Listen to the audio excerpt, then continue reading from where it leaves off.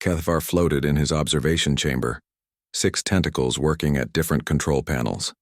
His pale blue skin shifted darker as he focused on the data streams flowing across the screens. The war between humans and the hegemony had been going on for 3 months now, and the Zephyrian collective wanted answers. Another primitive species, Kethvar muttered to himself, reviewing the files one more time. Humans had only joined the galactic community 50 years ago. Now they were fighting the hegemony, the same brutal empire that had crushed 17 other worlds in the past decade. Most species either surrendered quickly or died trying to resist. The collective expected humans to follow the same pattern. Kethvar's job was simple: watch the humans fight, document how war changed them, record their breakdown from civilized beings into savage killers. It happened to every species that faced the hegemony. War stripped away all pretense of civilization, leaving only violence and fear. His ship, the Silent Watcher, hung invisible in space above the planet New Haven. The cloaking field made sure no one could detect him. Below, human soldiers prepared for another battle against hegemony forces. Through his sensors, Kethvar watched Commander Jake Morrison brief his officers in a makeshift command center. Morrison was a tall human with graying hair and tired eyes. He had been fighting for weeks without rest. Intel says they're moving 3 battalions toward the eastern sector, Morrison said, pointing at a holographic map. We need to stop them before they reach the civilian shelters. Captain Lisa Park nodded. She commanded the human destroyer Defiance, which had arrived just 2 days ago with fresh troops and supplies. Her ship orbited the planet, ready to provide fire support. My Marines are ready, sir, Park said. We can hold the line. Kethvar made notes as he observed. The humans showed typical pre-battle stress responses: elevated heart rates, increased adrenaline, nervous gestures. Nothing unusual so far. Ben Cooper, a former teacher who now led local militia fighters, stepped forward. His civilian clothes looked out of place among the military uniforms. My people know the terrain better than anyone. We can guide your troops through the back roads. Morrison studied the map. It's dangerous, Ben. These aren't training exercises anymore. My students are hiding in those shelters, Cooper replied, his voice firm. I'm not letting the hegemony reach them. Interesting, Kethvar thought. The human showed attachment to offspring that weren't even his own. Most species only protected their direct genetic relatives during wartime. The meeting ended, and the humans scattered to their positions. Kethvar switched his sensors to follow different groups, documenting their behavior as they prepared for combat. In the medical bay, Dr. Amy Foster worked alongside her staff, preparing for casualties. She was young for a human, probably in her early 30s, with steady hands and calm eyes. Make sure we have enough plasma for transfusions, she told her assistant, and check the surgical supplies again. Doctor, a nurse called out. What about the hegemony prisoners from last week? Should we move them? Foster paused in her work. They stay in the medical wing. Wounded is wounded. Kethvar noted this exchange with confusion. Most species separated. Enemy wounded from their own during active combat. The human doctor seemed to make no such distinction. As night fell, the hegemony attack began. Kethvar watched through multiple sensor feeds as enemy dropships landed in the eastern sector. The aliens that emerged were tall insectoid creatures with natural armor and energy weapons. They moved with mechanical precision, showing no emotion as they advanced. The human response was immediate and violent. Artillery shells rained down on the landing zones. Fighter jets screamed overhead, dropping bombs on enemy positions. Marines, in powered armor, charged forward, their weapons blazing. Sergeant Dan Hughes led his squad through the rubble of a destroyed building. The young Marine moved with purpose, his rifle cutting down hegemony soldiers with practiced ease. When an enemy grenade rolled toward his position, Hughes grabbed it and threw it back without hesitation. Move up, he shouted to his men. Don't let them regroup. The fighting was brutal and swift. Humans used tactics that seemed almost reckless to Kethvar. They charged positions that should have been impossible to take. They fought with an intensity that bordered on madness. But it was effective. Within hours, the hegemony forces were retreating back to their dropships. Human casualties were surprisingly light considering their aggressive approach. As dawn broke, Kethvar reviewed the night's recordings. The humans had fought exactly as he expected. Violent, savage, without mercy for their enemies. Private Joe Martinez had used a combat knife to kill 3 hegemony soldiers in close combat. Lieutenant Kate Rivers had ordered the destruction of an entire building to eliminate a sniper nest. The pattern was clear.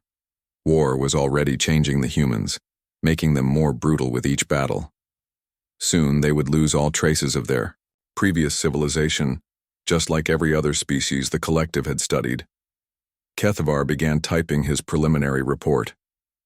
Day 1 of observation complete. Human subjects display expected aggressive behaviors when faced with existential threat. Initial hypothesis confirmed. Prolonged conflict will result in moral degradation and loss of civilized restraints. He paused, looking at one final image from the battle. Commander Morrison stood among his troops, exhausted but alive.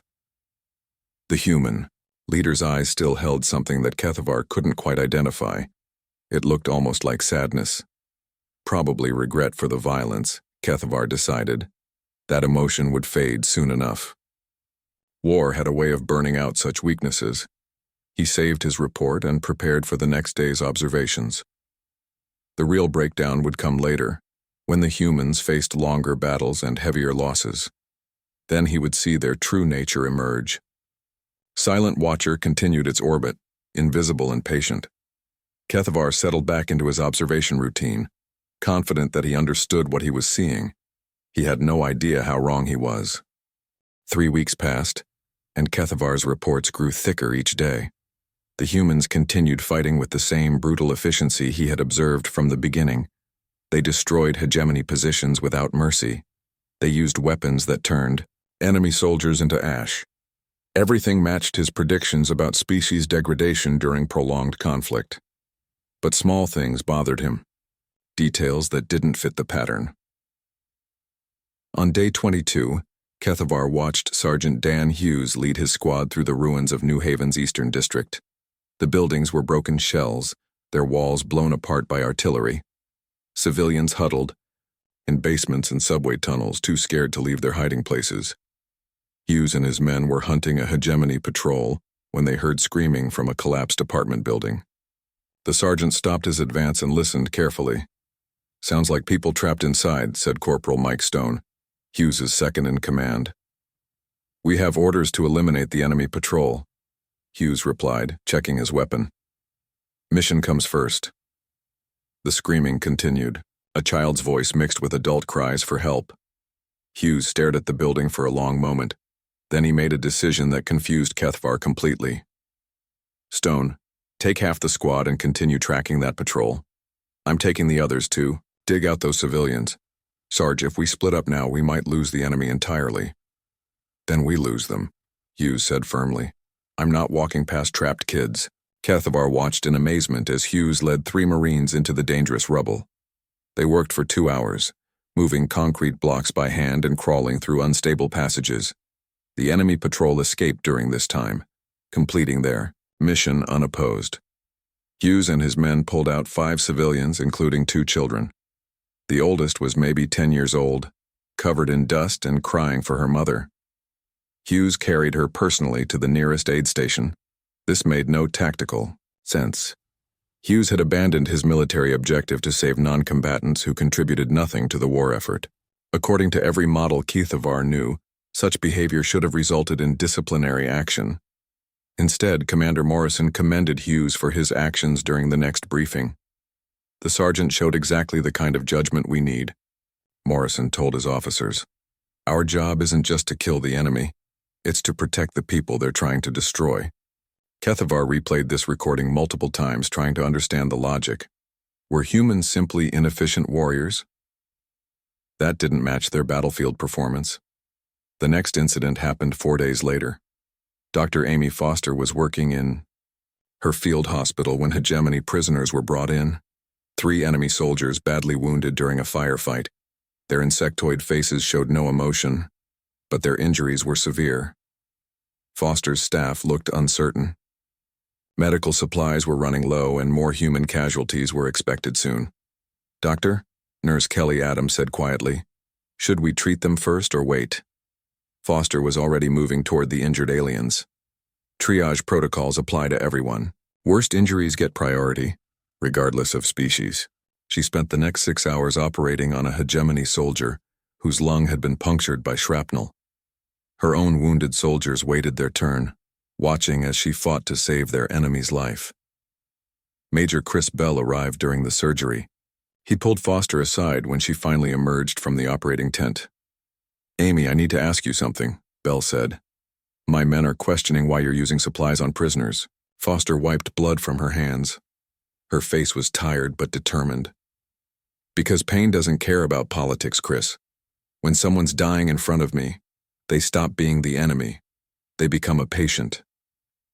But our own people are hurt too, and they'll get the same care based on medical need, not because they're human." Foster looked back at the tent where the alien soldier was recovering. "The moment I start choosing who deserves to live based on their species, I stop being a doctor."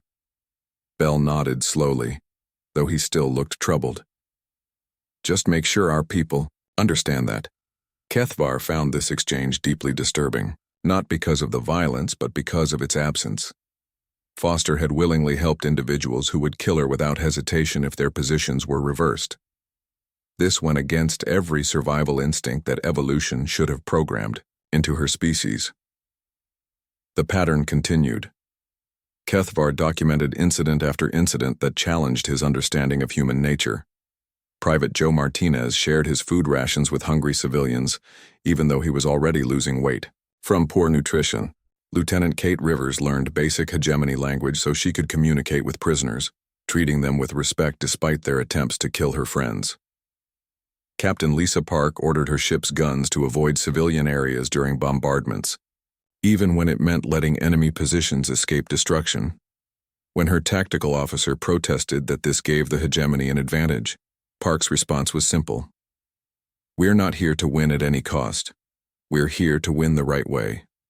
The most confusing moment came during a major battle for New Haven's Central District. Kethvar watched as human forces pushed deep into enemy territory, driving the hegemony back street by street. Corporal Mike Stone's unit was advancing through a shopping center when they encountered a group of enemy soldiers who had run out of ammunition. The aliens were trapped, wounded, and clearly expecting to die.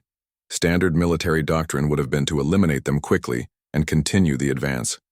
Instead, Stone ordered his men to provide medical aid and secure the prisoners. "Sir?" one of his soldiers asked. "Shouldn't we just finish them off? They'd do the same to us." Stone shook his head. "Maybe they would. But we're not them."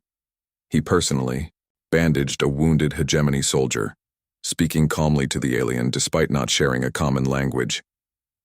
The enemy soldier looked up at him with what might have been confusion or gratitude. It was hard to tell with their insectoid features. That night, Kethvar reviewed his recordings with growing frustration. His neat categories and predictions were falling apart. These humans weren't becoming more savage as the war continued. If anything, they seemed to be holding on to their moral principles more tightly. He tried to rationalize what he was seeing. Perhaps humans were simply poor warriors, too weak to embrace the brutality that effective combat required. But their battle record suggested otherwise. They were winning engagements against superior numbers and better equipment.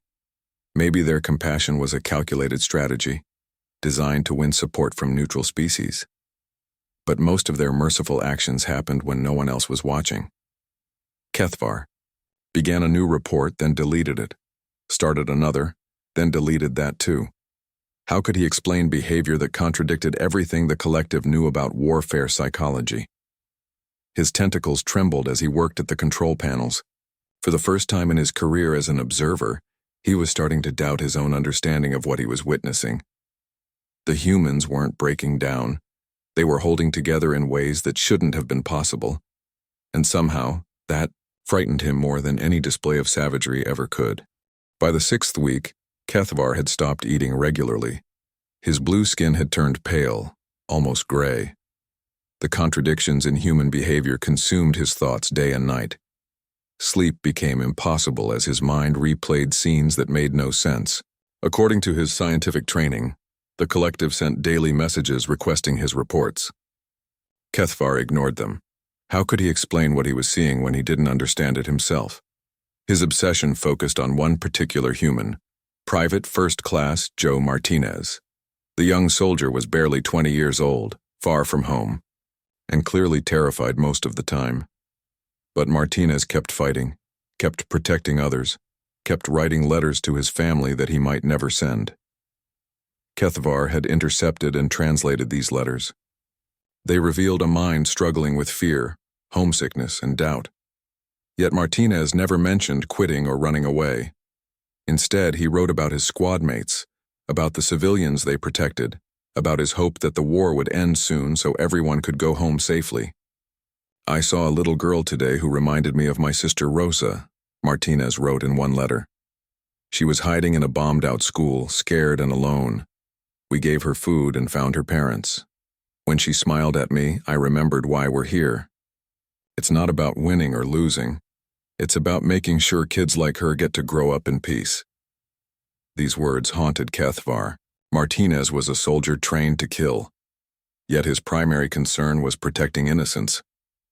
The contradiction was driving the alien observer toward a mental breakdown he couldn't prevent. The situation on New Haven was getting worse. Hegemony reinforcements had arrived, bringing their total forces to nearly double the human numbers. Commander Morrison called a meeting of all senior officers. "Intelligence reports 3 enemy divisions moving toward our position," Morrison announced. "They'll be here in 48 hours. Captain Lisa Park studied the tactical display. We can't hold against those numbers, not in open combat." "Evacuation?" asked Major Chris Bell. Morrison shook his head. "Not enough time to get all the civilians out. Too many people, not enough transport ships." The room fell silent. Everyone understood what this meant. They could retreat and save themselves, leaving thousands of civilians to face the hegemony alone. Or they could stay and fight a battle they couldn't win. "We hold the line," Morrison said finally. "Send out calls for volunteers only. Anyone who wants to leave with the evacuation ships can go. No questions, no shame." Kethvar watched in amazement as the response came in. Out of nearly 3,000 human soldiers, fewer than 200 chose evacuation. The rest volunteered to stay and defend people they had never met before the war started. Private Martinez was among those who stayed. In his final letter home, he wrote, "Mom, if you're reading this, it means I didn't make it back. Don't be sad for me. I chose to stay because it was the right thing to do. There are families here who need protection, kids who deserve a chance to grow up. I can't live with myself if I run away now. Tell Rosa I love her, and that I hope she grows up in a world where people like me aren't needed anymore." The final battle began at dawn on day 43 of Kethvar's observation. Hegemony forces attacked from 3 directions simultaneously, their superior numbers and firepower overwhelming human positions within hours. Kethvar watched through his sensors as the humans fought with desperate courage. They didn't break formation even when their lines were shattered. They didn't abandon wounded comrades even when retreat was the only rational choice. Sergeant Dan Hughes held a key intersection with just 12 Marines against 200 enemy soldiers. When ammunition ran low, they fought with combat knives and improvised weapons. Hughes himself took 17 hits before he finally fell, still trying to protect his men. Dr. Amy Foster remained in her field hospital, even as hegemony forces surrounded the building. She continued operating on wounded soldiers while energy blasts shattered windows around her. When enemy soldiers finally breached the medical facility, she was still working to save a young Marine's life. "I'm a doctor," she told the alien soldiers, calmly. "I treat the wounded. If you're going to kill me, wait until I finish with this patient." The hegemony soldiers stared at her in confusion. They had never encountered such behavior before. Their hesitation gave human reinforcements time to arrive and drive them back. But the most devastating moment came when Private Martinez's position was overrun. Kethvar watched in horror as the young soldier took multiple hits while covering his squad's retreat. Martinez fell behind a concrete barrier, blood spreading across his uniform. His squad leader, Sergeant Helen Gray, tried to reach him. "Joe, hold on, we're coming." Martinez used his last strength to wave her back. "No, get the others out. The civilians in Building 12 need protection." Instead of calling for help or crying for his mother, Martinez spent his final moments giving tactical information to save other people. His last words were instructions on defending the evacuation route. "Building 12 has good sight lines," he whispered into his radio. "Helen, you can cover the whole street from there. Don't let them through. The kids. Make sure the kids get out safe." Then he was gone. Kethvar watched this young human die, not cursing his enemies or begging for mercy, but thinking about protecting strangers until his very last breath. The alien observer's tentacles shook violently as emotional trauma overwhelmed his mental defenses. This wasn't what war was supposed to do to people. Combat was meant to strip away civilization, reduce beings to their most primitive survival instincts. Yet these humans became more human as the fighting intensified, not less. They fought not because they loved violence, but because they loved peace enough to die for it. They killed not from hatred, but from love for those they protected. Every act of brutality was balanced by an act of mercy. Every moment of savagery was followed by unexpected compassion. Kethvar's worldview, built on decades of scientific observation and academic study, crumbled completely. He had been wrong about everything. War didn't corrupt humans. It revealed their true nature. And that nature was something unprecedented in galactic history. The alien observer collapsed in his chamber, overwhelmed by the realization that he had witnessed something beyond his ability to understand or explain. His reports to the collective would have to wait. First, he needed to comprehend what it meant to be human, and he wasn't sure his mind could survive that understanding. For 3 days after the battle, Kethvar remained motionless in his observation chamber. His tentacles hung limp at his sides. His skin had turned almost white, a sign of severe psychological distress in his species. The silent watcher continued, its orbit automatically while its commander struggled with mental collapse. The collective's messages grew more urgent. "Observer Kethvar, respond immediately. Your reports are overdue. Explain your silence or face disciplinary action." He ignored them all. How could he explain that everything they thought they knew about warfare was wrong? That their scientific models were useless when applied to humans? That he had witnessed something that challenged the fundamental assumptions of galactic civilization? On the 4th day, movement on the planet's surface caught his attention. The humans were rebuilding. Despite losing nearly half their forces in the final battle, the survivors were already working to repair the damage. They cleared rubble, treated wounded civilians, and distributed food to hungry families. Commander Morrison had survived, though. He walked with a limp from shrapnel wounds. Dr. Amy Foster worked 18-hour days in makeshift hospitals, treating both human and hegemony wounded without distinction. Captain Lisa Park used her ship to ferry medical supplies and food to isolated communities. The hegemony forces had retreated after their victory became Pyrrhic. They had taken the planet, but at such a cost that continuing the campaign became impossible. More importantly, word of human resistance was spreading throughout the galaxy. Other species were beginning to ask questions about these strange newcomers who fought wars like no one else. Kethvar made a decision that would have seemed insane a month earlier. He deactivated his ship's cloaking field and transmitted a message to the human forces below.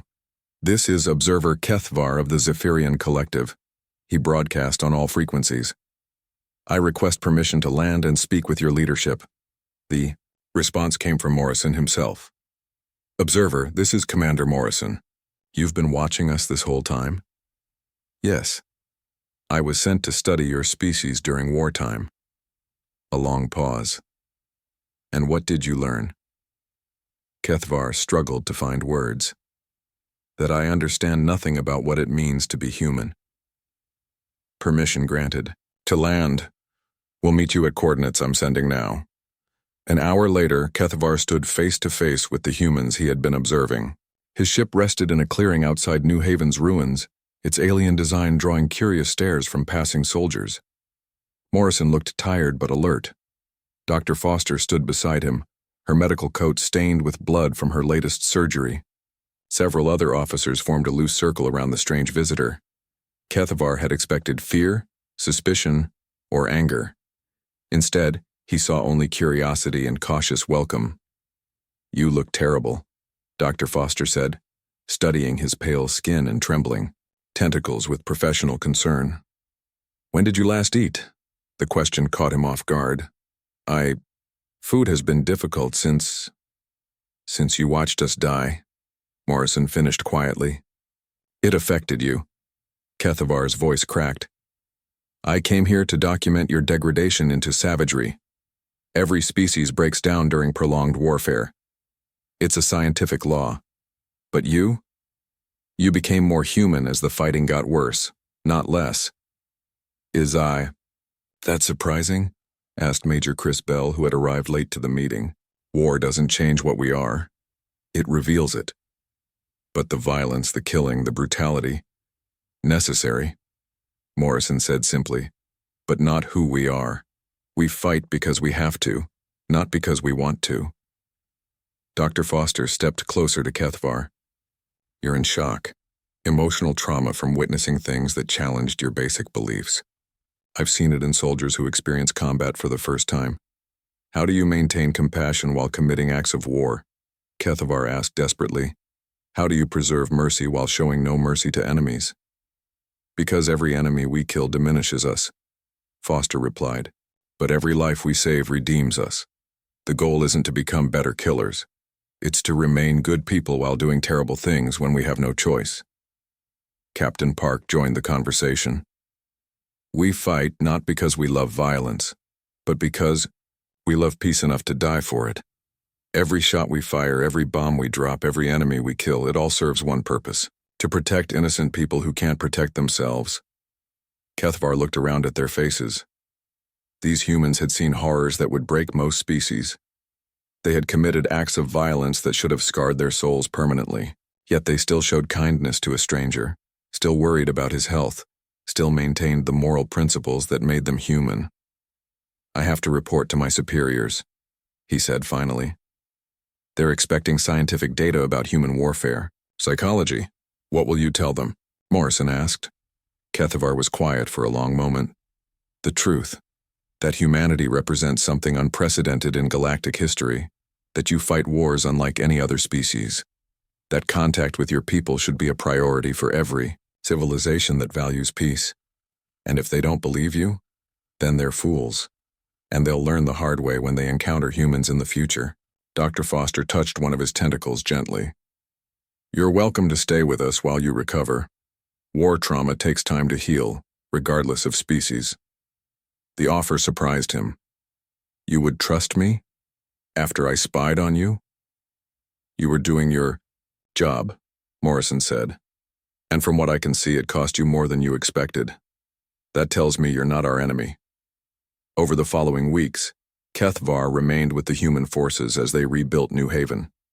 He worked alongside Dr. Foster in her medical units, learning to treat both human and alien patients. He helped Morrison coordinate relief efforts for displaced civilians. He even assisted Captain Park in negotiating with hegemony prisoners of war. Every day brought new examples of the paradox that had broken his understanding. Humans who had fought desperately against hegemony soldiers now provided those same enemies with medical care, adequate food, and respectful treatment. Warriors who had killed without hesitation showed infinite patience when teaching alien children to read. Private Rodriguez, one of Martinez's former squad mates, spent his off-duty hours writing letters for illiterate refugees. Sergeant Gray, who had led the final defensive action, organized games and activities for displaced children. These same people who had faced death with such courage now faced peace with the same dedication. Kethavar's final report to the collective was unlike anything in their archives. Instead of documenting moral degradation, he described moral evolution. Instead of cataloging the breakdown of civilization, he recorded its strengthening under pressure. Recommendation, he wrote, Immediate diplomatic contact with humanity. Classification: highest priority for peaceful relations. Warning: any species that makes humans their enemy will face opponents unlike any in galactic history. They do not fight to conquer or destroy. They fight to protect and preserve. This makes them infinitely more dangerous than traditional warriors, because they will never surrender as long as innocents need protection. The report concluded with a personal request. I am submitting my resignation from the Observer Corps and requesting permanent assignment as cultural liaison to humanity. My previous understanding of warfare psychology has been proven inadequate. I must learn new approaches to understanding conflict and peace from the species that has taught me the true meaning of both. Years later, Kethavar would look back on his transformation as the most important event of his life. The humans had not broken him. They had rebuilt him into something better. Something capable of understanding that the greatest strength was not the ability to destroy enemies, but the will to preserve what made life worth living, even in the darkest of times. And in learning to be human, he had discovered what it truly meant to be alive.